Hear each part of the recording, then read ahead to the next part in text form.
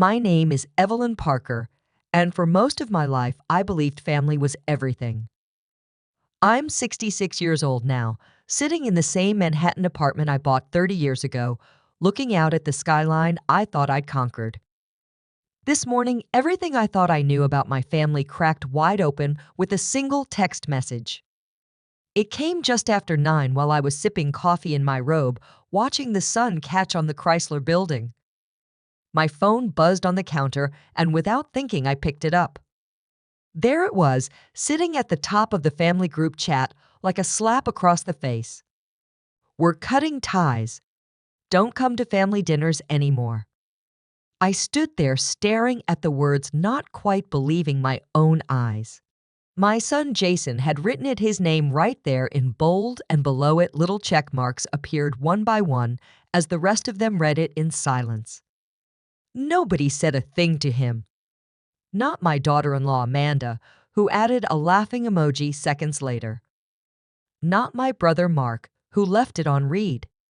Not even my niece Shelby, who once cried to me on her wedding day because she thought of me as a second mother. My fingers tightened around the edge of the counter until my knuckles turned white, but I didn't reply. I couldn't not right away. I scrolled back through the chat scanning months of birthdays.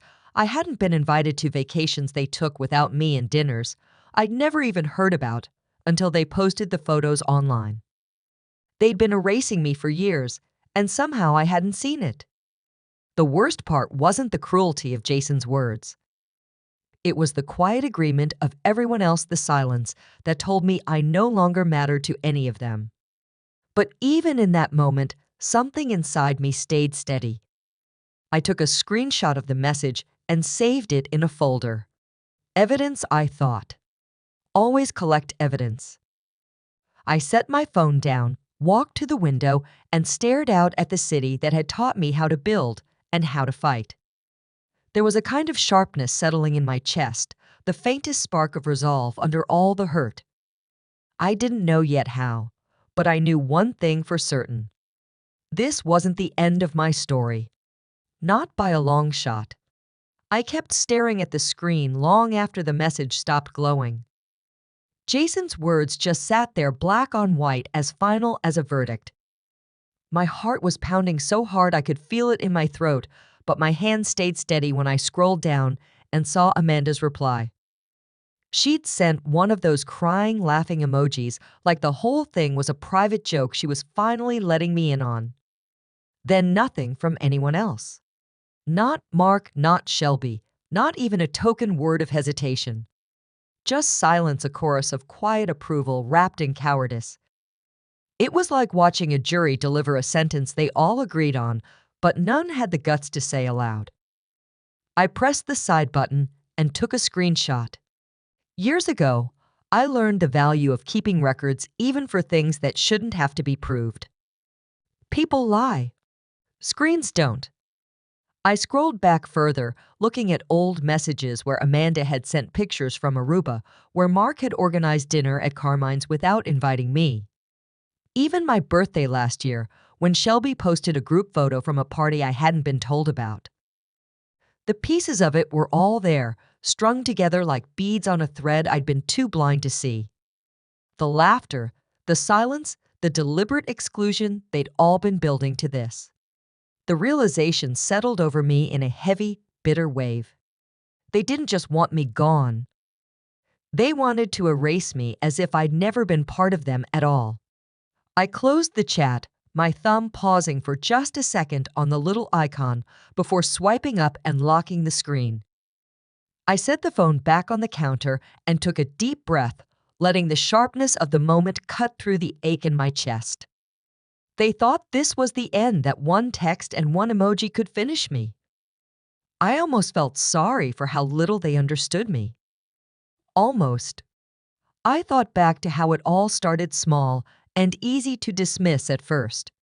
A missed invitation to Mark's birthday dinner because they said the restaurant was too loud for me.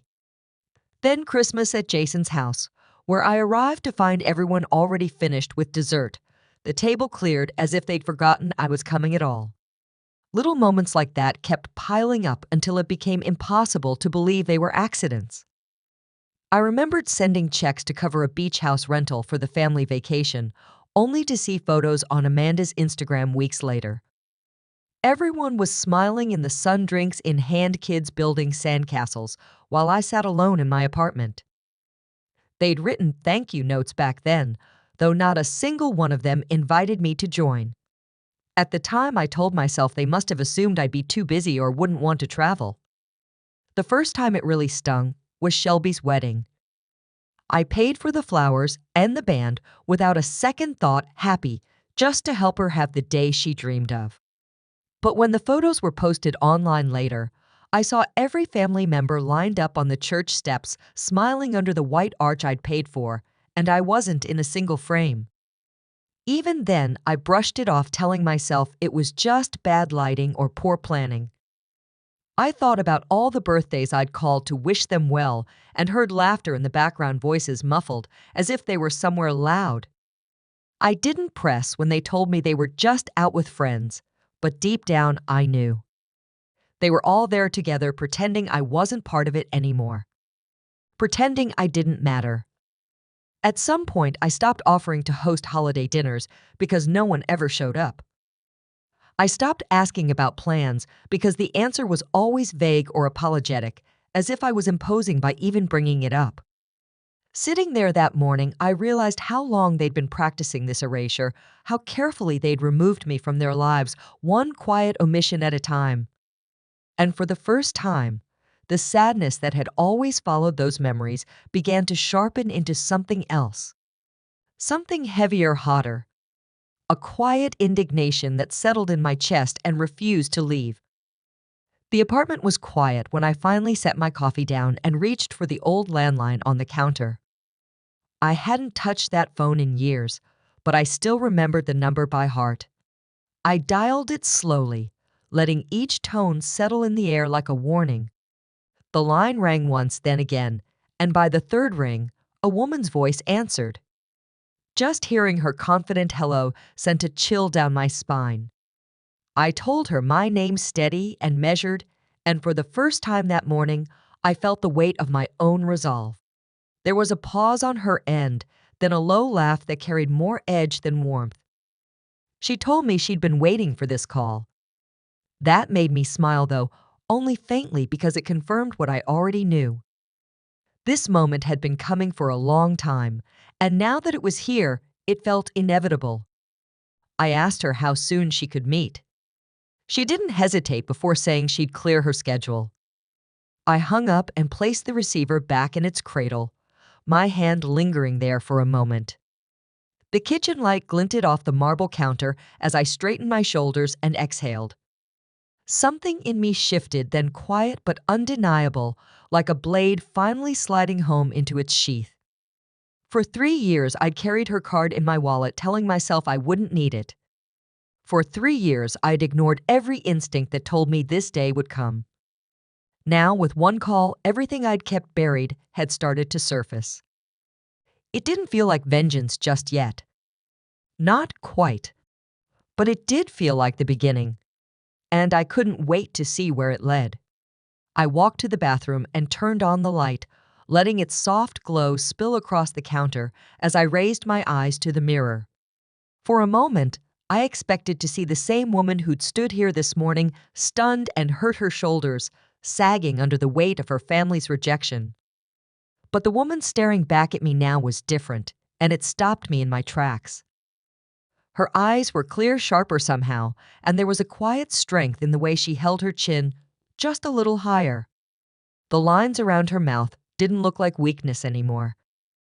They looked like proof of everything she'd endured, every choice she'd made, every moment she'd held her tongue when she should have spoken. I let my fingers graze the pearls at my neck, feeling the smooth coolness of each one. They belonged to a woman who had fought her own battles and won, and I could almost hear her voice reminding me to stand tall. As I straightened my shoulders, I felt something shift deep inside me, a slow, steady current of resolve, replacing the sting of humiliation. I kept staring, almost daring myself to flinch, but I didn't.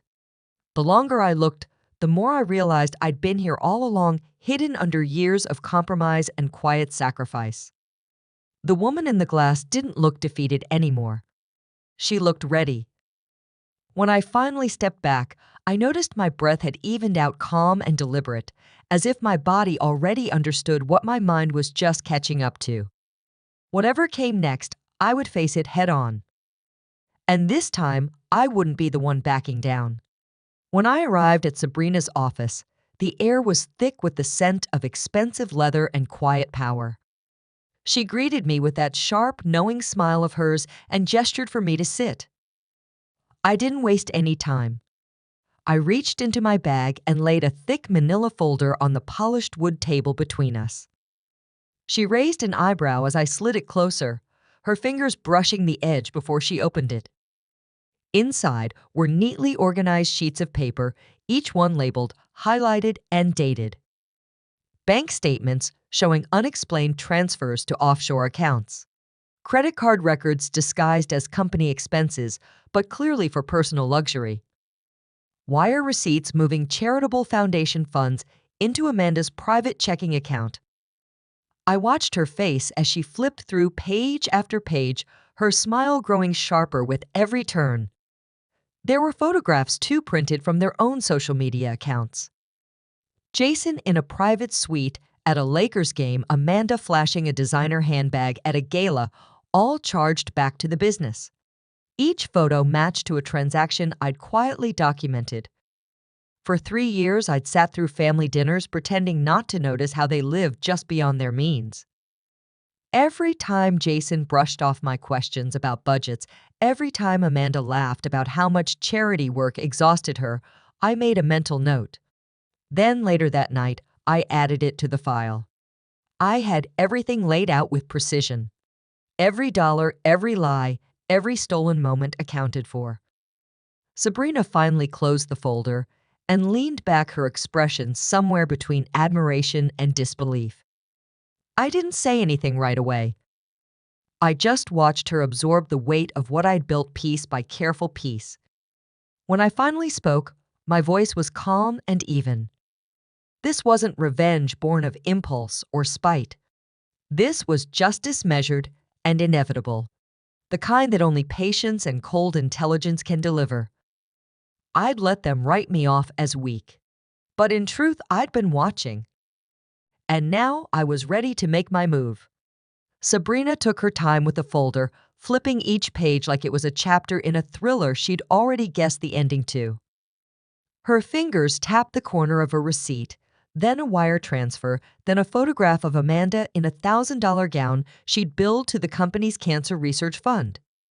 A quiet laugh escaped her as she reached the bottom of the stack, a low, sharp sound that felt like a blade being drawn. When she finally looked up, her eyes glittered with something that wasn't quite amusement, but wasn't far from it either. She leaned back in her chair, steepling her fingers under her chin, and told me they wouldn't know what hit them. There was more than enough here, she said, to dismantle everything Jason and Amanda had built on my back and drag it all into the light.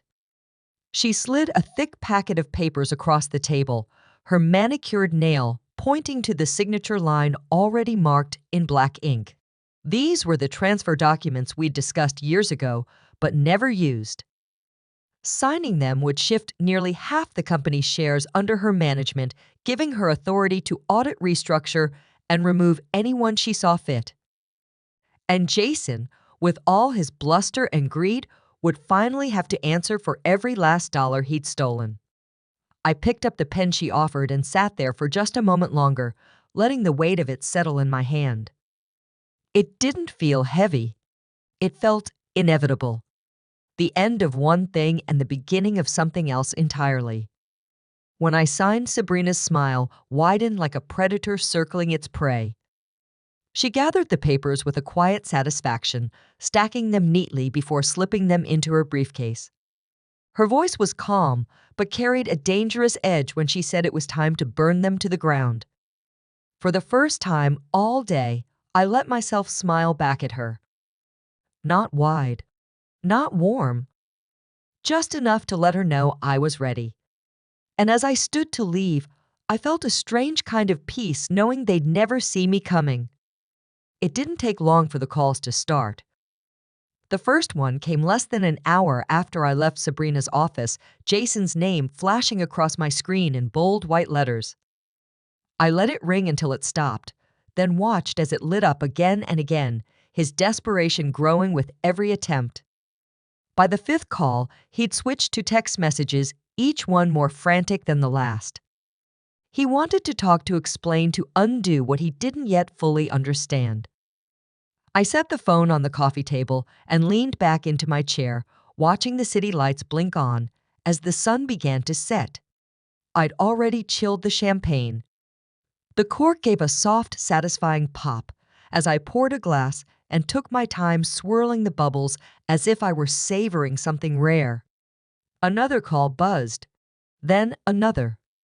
Amanda's name appeared next, followed by a string of panicked texts that barely made sense. She was having some kind of attack, she said.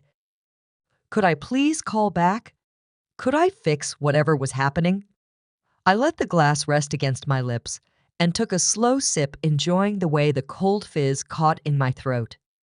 I didn't bother to read the rest of her messages, but I saw the words flash across the preview screen. You're ruining everything. Please stop. Please. It struck me how quickly they'd unraveled. How the people who dismissed me as irrelevant less than a day ago were now clawing for my attention like children in a fire. My phone buzzed again, rattling softly against the wood, and this time I simply turned it face down. I stood and walked to the window, letting the cool evening air brush across my skin as I watched the city below. The lights glowed steady and uncaring, while somewhere uptown my son was no doubt pacing his office, trying to find the right words, the right leverage to pull me back into line. But that was the part they never understood about me. I'd never been theirs to control. Not then. Not now. And as I raised my glass to the skyline, I couldn't help but smile at just how sweet it felt to finally let them sweat. The boardroom was already tense when I stepped inside, every pair of eyes darting between me and Jason, who stood at the head of the table looking pale but defiant. He opened his mouth the second he saw me, his voice rising as he accused me of meddling, of sabotaging the company, of trying to destroy my own family. Sabrina sat calmly at the far end, her legs crossed, a thick folder resting in front of her like a loaded weapon. Jason slammed his palm on the table, demanding answers, his words sharp but cracking around the edges. Amanda sat beside him, her hands clenched in her lap, her eyes darting nervously to the papers Sabrina had already distributed to the board. Every page was another nail in his coffin, and the board members could already see the writing on the wall. I didn't speak at first. I let him twist, let him burn through his last reserves of bluster as the room fell quiet. When he finally stopped breathing hard, I rose from my chair, my heels clicking against the polished floor. I walked to the end of the table, my gaze steady, my chin high, and stopped just close enough to see the sweat bead at his temple. I told him actions have consequences. Always. My voice cut through the silence like glass calm, but carrying enough weight to hush even the whispers at the far end of the room. Jason's mouth opened, but nothing came out. He looked at me, then at Sabrina, then back at me as if searching for some shred of mercy. But there was none to find. Sabrina stood then, her expression cool and professional as she read the resolution into the record. Effective immediately, Jason Parker was removed from all leadership positions and barred from company property pending further investigation. Amanda's name was next, her face paling as Sabrina added her to the list, her voice never wavering. Security was already waiting outside. As the guards appeared in the doorway, Jason finally seemed to grasp the reality of what was happening. He looked smaller now, his shoulders hunched, his voice a hoarse whisper as they let him out. I stayed standing until the door closed behind them, then smoothed the front of my jacket and returned to my seat. Around the table, no one said a word, but I could feel the quiet current of respect settle in the air. Justice had been served, and I intended to savor every second of it. The story didn't stay quiet for long. By the end of the week, my name was in headlines across every major business outlet, painted as a cautionary tale and a triumph all at once.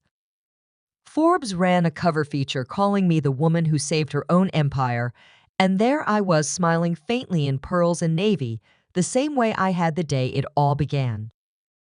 I stood on a stage at Harvard soon after speaking to a packed auditorium about leadership and integrity, about how power only means something when you use it to protect what matters.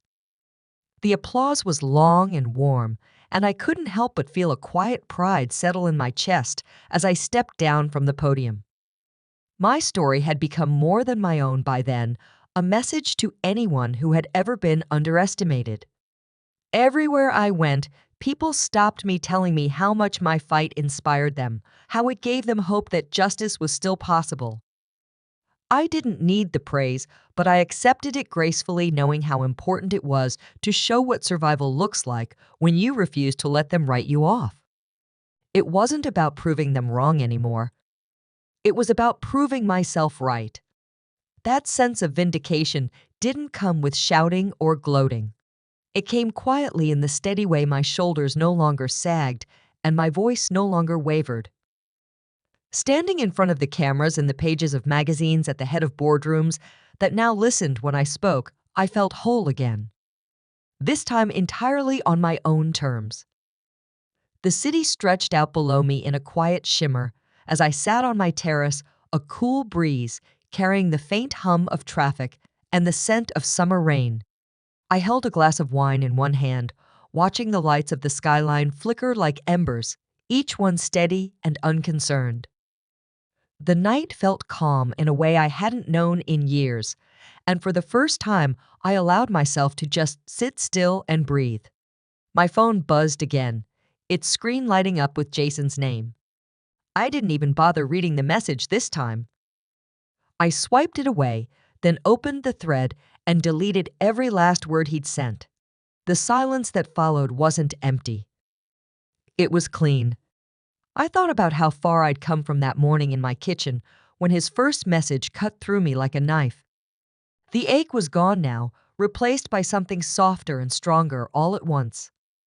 Reclaiming my power hadn't been about humiliating him or proving anything to anyone else. It was about finding myself again in the quiet after the storm. As I leaned back and let the city's glow wash over me, I realized this was the real victory.